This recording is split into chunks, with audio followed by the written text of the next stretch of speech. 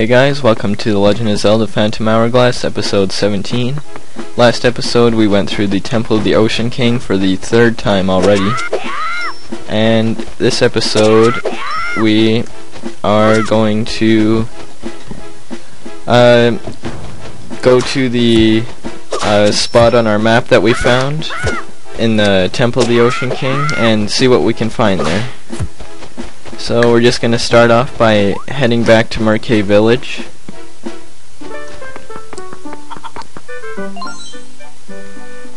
And we look over here and the treasure teller is now open. And in here you can switch or trade your treasures that you found in ship parts for money. So the treasures are, or everything I think, is worth either 50, 150, 800 or 1500 rupees, I believe. I may be wrong though, I'm not sure.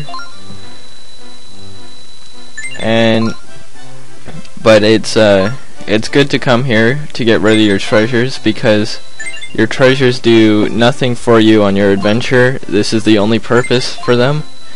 So you're gonna want to sell them and get some money.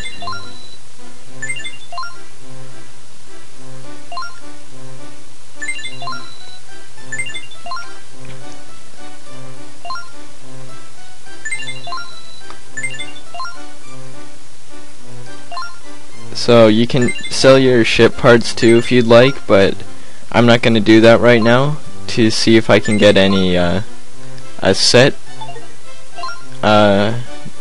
But just leave there for now if you're all done there, and then we're just going to head back down, and we got a letter right here.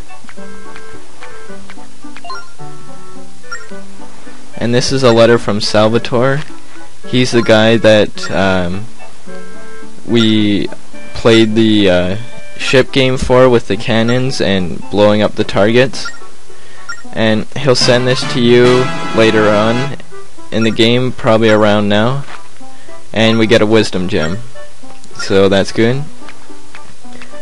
I think for him to send the letter, you have to have it has to be a day later in the game, so you can change your time. But go to this guy and say that you do have the Salvage Arm, even though we don't have it, and you can buy a treasure map for 50 rupees. So now we're going to talk to Lineback, and we want to try and find a Salvage Arm. And if you remember, the Edo at Cannon Island was working on one, so we are going to head there.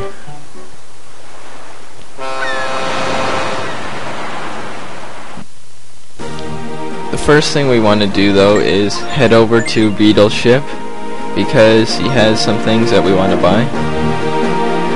Or not just one thing, for now.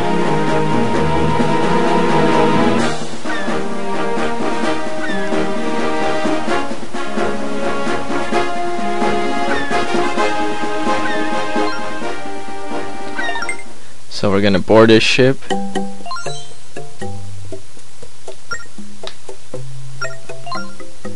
So we're going to buy this bomb bag here for 1,000 rupees, but we get an extra 10 bombs, I believe, and that's the second bomb bag that we got. So we now have all the bomb bags,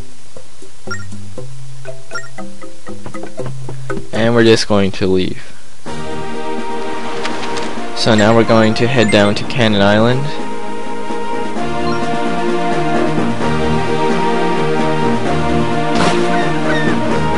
Just jump over the sea trap if you encounter one.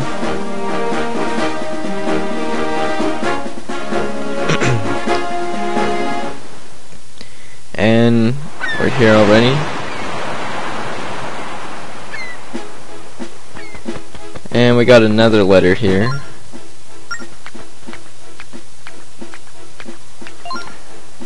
This one is from Edo, Cannon Island, which is where we are right now.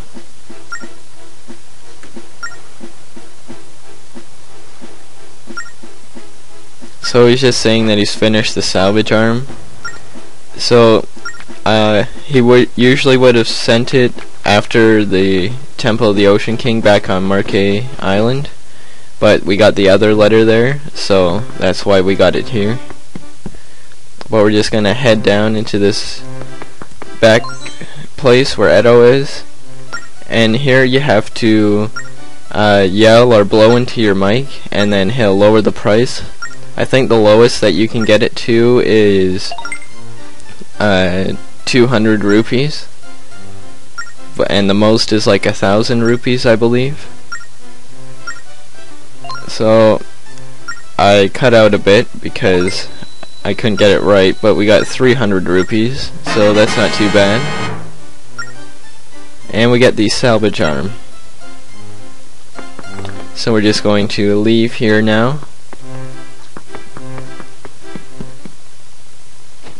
And we're just going to head back to Lineback and go set sail.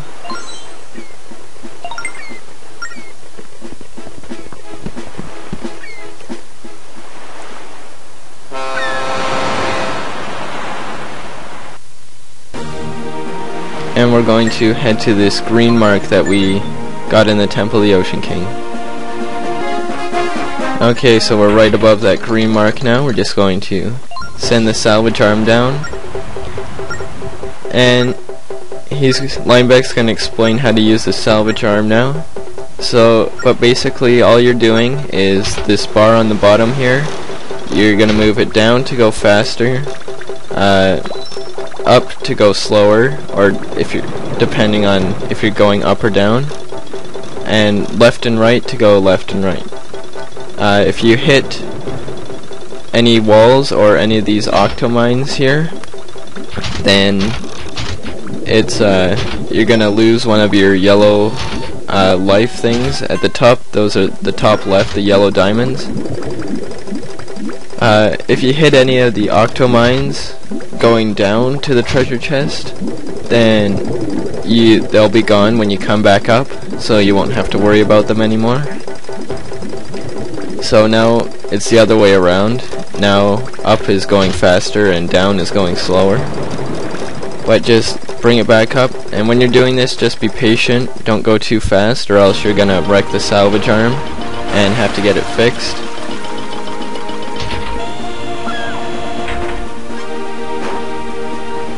But we open up this chest and we get the sun key. But what we're going to do now is we're going to go around to all the red X's where the treasure chests are, and we're going to go get the treasure from them. So I'll show you what we get.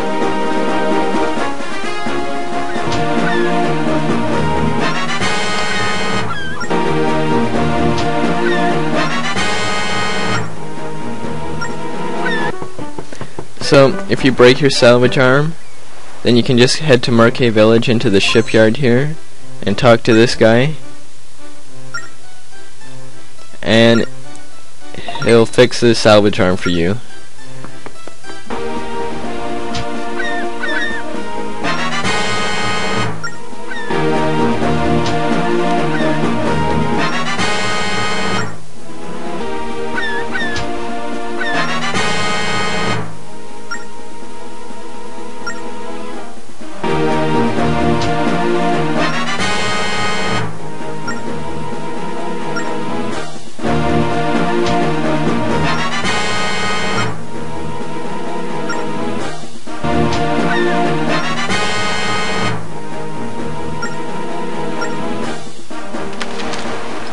Okay, so now we're just going to head to Milito Island after that, because if you remember there was a door with a sun on it that was locked, so we're gonna go test out our sun key on there. And almost at Milito Island now. This sea creature is going to pop up.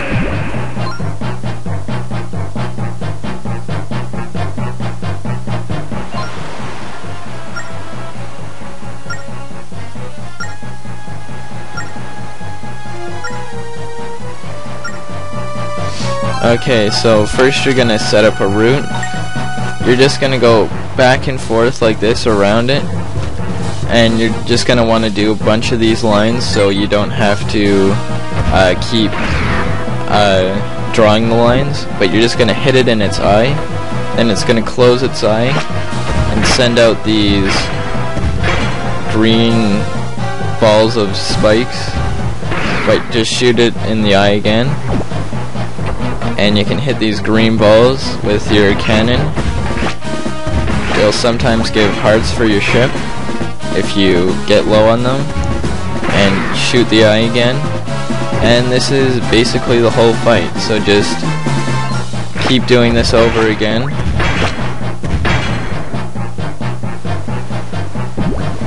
Hit its eye again. Believe there's one more hit, if I'm not mistaken.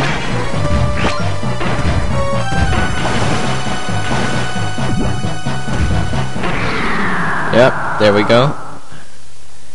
Take him out.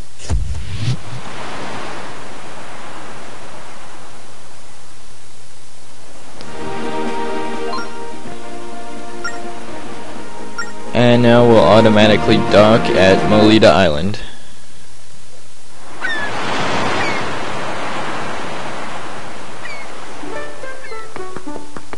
So the first thing you're going to want to do is head over to Old Wayfarer's secret hideout under this tree right here. Get out your shovel and dig and drop down here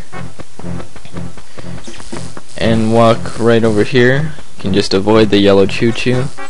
And right here we got a sun door, so we're going to use a sun key. Open that up, and we can head through here now. And just head up these steps for now.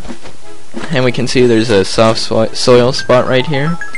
Dig in and open up the treasure chest, and we get a wisdom gem. And you can just head back down here, climb up the steps again, and head down this way. You can take out these mini blends, get a red rupee, and this stone statue right here is going to tell us that there's a tree by Oshus's house that's and we should dig there. So we're just going to skip that for now, but we'll come back to that later on. But head up this way and we can see there's a statue over across this gap right here. So we're gonna take out our boomerang and hit it. That's gonna activate this beam. If we go look where the beam is, it's right on this door here. So we're gonna try and find some other statues to do that. And we can see we find one right here. So activate it, but the beam's pointing in the wrong direction. So just click on it and you can turn it. You're gonna want to turn it so it's in that direction right there. And then head over here, and 2 Zora warriors are going to pop out. So just wait for one to attack you, and just move out of the way and attack it, so we can take out that guy. And we get a red rupee from him. This guy, I get lucky, I like trap him in a corner or something, so he can't move. And then the last statue is gonna pop out, and it's pointed in the wrong direction too. So just move it. You're gonna want to move it just exactly north. Then all 3 statues are gonna be lit up. And it's going to open up this door here. So we're going to head into the temple that we opened up now. This is the Temple of Courage, and we're going to end things off here. So next time we are going to start the Temple of Courage. So I'll see you guys then.